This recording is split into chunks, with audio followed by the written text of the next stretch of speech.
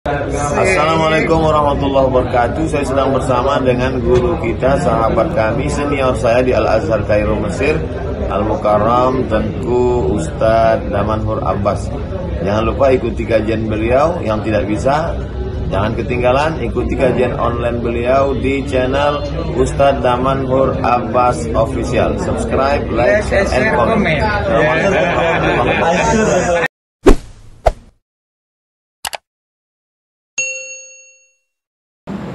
Assalamualaikum warahmatullahi wabarakatuh. Alhamdulillah bi ni'matihi tatimmus salihat. Asyhadu an la ilaha illallah lahu da'watul haq. Harisun 'alaiha wa awjaba tabshiri biha wal takum minkum ummatun yad'una ila al-khair wa ya'muruna bil ma'ruf wa yanhauna 'anil munkar wa ulaika humul muflihun.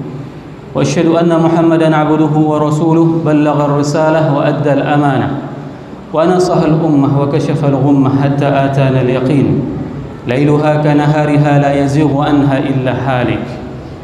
اللهم صل على سيدنا محمد النبي الأمي الحبيب المحبوب العلي القدر العظيم الجاه وعلى أزواجه أمهات المؤمنين وذرياته وآل بيته وأصحابه أجمعين. Rabbi shrah li sadri wa yassir li amri wahlul 'uqdatam min lisani yafqahu qawli, amma ba'd. Para asatiz yang saya muliakan, ayah bunda yang saya cintai, dan bapak ibu jemaah salat Isya dan Tarawih yang dirahmati Allah. Marilah senantiasa kita memanjatkan puji dan syukur kita kepada Allah yang telah memberikan nikmat iman kepada kita, sehingga kita dapat melangkahkan kaki kita ke tempat yang penuh keberkahan ini untuk meraih kesuksesan. Masih banyak di antara saudara-saudara kita pada saat mereka mendengarkan suara azan, akan tetapi mereka lebih memilih berdiam diri di dalam rumah mereka, menghabiskan semua makanan di atas meja. Ini merupakan salah satu nikmat yang masih Allah berikan kepada kita. Memasuki malam ke-14 hari ke-13 Ramadan, masjid masih dipenuhi oleh para jamaah. Semoga Allah senantiasa memberikan nikmat tersebut kepada kita, bukan hanya di 13 Ramadan ini, akan tetapi di sepanjang Ramadan ini. Salawat dan salam mari sama-sama kita panjatkan kepada junjungan kita Nabi besar Muhammad sallallahu alaihi wasallam, yang telah mengajarkan umat manusia segala aspek tatanan kehidupannya. Rasul mengajarkan bagaimana kita cara berbuka, Rasul mengajarkan kepada kita bagaimana cara berpuasa, dan semua tatanan kehidupan yang diajarkan oleh baginda Rasulullah SAW. Kalau seandainya kita mengamalkannya, maka kita tidak akan pernah tersesat dalam menjalani kehidupan ini. Rasul sendiri yang mengingatkan kepada kita, barang siapa yang berpegang teguh kepada apa yang diperintahkan oleh Allah dan Rasul, lailuha kanahariha la yazighu anha illa halik, bahwasanya mereka kelak pun, kendati pun mereka berada di tengah kegelapan malam, akan tetapi mereka akan berasa dan terasa seperti terang benderang. Begitulah indahnya pada saat kita dilahirkan dalam keadaan Islam tanpa harus mencari Islam tersebut, lalu Allah mengirim baginda Rasulullah SAW sebagai petunjuk hidup kita. Maka oleh sebab itu, Bapak Ibu jamaah yang dirahmati Allah, perbanyaklah berselawat kepada baginda Rasulullah SAW, sehingga dengan salawat tersebut akan menumbuhkan kecintaan kita kepada baginda Rasulullah SAW. Semoga jamaah yang berhadir pada malam berbahagia ini merupakan di antara umat Nabi Muhammad SAW yang akan diberikan syafaatnya kelak nanti di hari akhirat, dan akan disuguhkan air dari telaga Kautsar dari tangan mulia tersebut. Allahumma amin.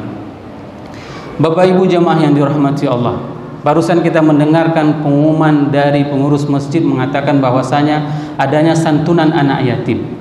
Bapak Sekdes sempat membisikkan kepada saya bahwasanya pada tahun yang lalu terkumpul dana untuk anak yatim itu lebih dari 100 juta. Ketahuilah Bapak Ibu jemaah yang dirahmati Allah, bahwasanya Rasulullah SAW itu mengingatkan kita, kalau seandainya kita kepingin dekat dengan Rasul, maka dekatlah dengan anak yatim. Kenapa? Karena Rasul sendiri yang mengibaratkan bahwasanya dirinya, ana wa kafilul yatim kahatai, aku bersama orang yang menanggung anak yatim itu seperti ini. Rasul mengibaratkan kepada jari telunjuknya. Hari ini berapa banyak anak yatim yang ada di desa kita, ini adalah merupakan tanggung jawab kita.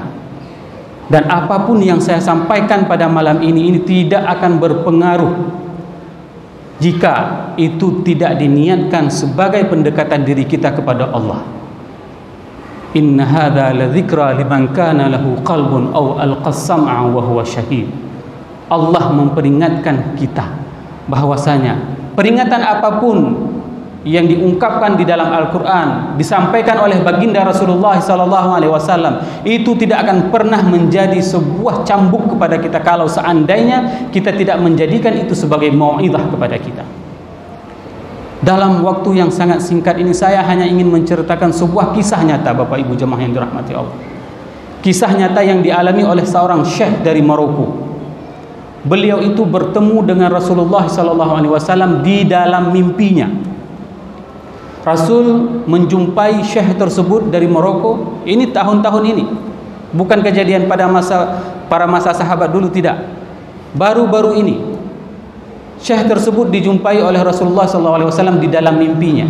Rasul mendatangi syekh tersebut, wahai fulan, pergilah engkau ke Mekah, jumpailah si fulan bin fulan. Lalu syekh tersebut terbangun dari tidurnya. Dia heran, siapa ini yang disuruh jumpai oleh Rasulullah SAW? Keesokannya beliau juga bermimpi hal yang sama. Rasul mendatangi syekh tersebut, lalu Rasulullah SAW memesan kepada orang tersebut, wahai fulan, jumpailah si fulan bin fulan di Mekah, ketemuilah dia dan katakan kepadanya bahwasanya dia adalah ahli syurga. Ini yang dipesan oleh syekh oleh Rasulullah SAW kepada syekh tersebut. Malam kedua, malam ketiga, hal yang sama. Rasul menyuruh untuk ketemu dengan orang tersebut yang disebutkan namanya dan suruh dikatakan bahwasanya engkau adalah ahli syurga. Maka dengan sangat semangat syekh tersebut menyiapkan segala bekalnya, lalu dia mengambil umrah dari Maroko. Sesampai di Mekah, di Masjidil Haram, beliau mencari orang yang disebutkan oleh baginda Rasulullah SAW. Beliau menanyakan kepada kolega-koleganya, kepada teman-temannya yang ada di Mekah, sehingga diantarlah si syekh tersebut ke sebuah kampung yang jauh dari Mekah, dari Ka'bah. Sewaktu beliau melihat orang yang disampaikan oleh baginda Rasulullah SAW, beliau sangat-sangat tidak menyangka orang tersebut seperti itu. Bukanlah ciri dari orang-orang yang secara fisiknya itu adalah orang-orang yang saleh. Jenggotnya tidak tebal, bajunya tidak pakai jubah, wajahnya tidak bersih. Pada saat syekh tersebut menanyakan, apakah anda fulan bin fulan? Benar. Dan pada saat datang ke kampung tersebut, orang-orang kampung semuanya heran, ngapain kamu cari dia? Dia itu orang yang enggak jelas di kampung ini. Begitu ungkapan orang kampung terhadap si yang dikabarkan oleh Rasulullah SAW. Apa yang terjadi? Pada saat beliau sudah memastikan bahwasanya beliau adalah fulan bin fulan yang disampaikan oleh Rasulullah SAW, maka beliau mengatakan kepada orang tersebut, wahai fulan bin fulan, aku bertemu dengan Rasulullah SAW 3 malam berturut-turut. Dan Rasul memintaku untuk menyampaikan kepadamu bahwasanya engkau adalah ahli syurga. Apa yang dijawab oleh si fulan tersebut? Engkau salah alamat. Bukan aku orangnya. Aku ini adalah orang yang tidak jelas ibadahku. Mekah yang begitu dekat, Ka'bah yang begitu dekat, aku jarang pergi ke sana. Aku jarang salat di haram. Kehidupanku sangat tidak jelas. Jangan engkau katakan yang tidak-tidak. Pada saat itu syekh tersebut memberikan sebuah pemahaman bahwasanya apa yang dilihat itu adalah mimpi beliau dengan Rasulullah SAW. Maka pada saat itu disuruh bergegas untuk bersuci, untuk mandi. Lalu mereka bergegas untuk salat di Masjidil Haram. Ditanyakanlah oleh syekh tersebut kepada si orang ini, apa yang engkau kerjakan sehingga Rasul mengatakan engkau adalah ahli syurga? Dia katakan, aku tidak ada amal apapun yang hebat dan aku tidak tahu apa. Sehingga dia teringat dengan sebuah kejadian penting.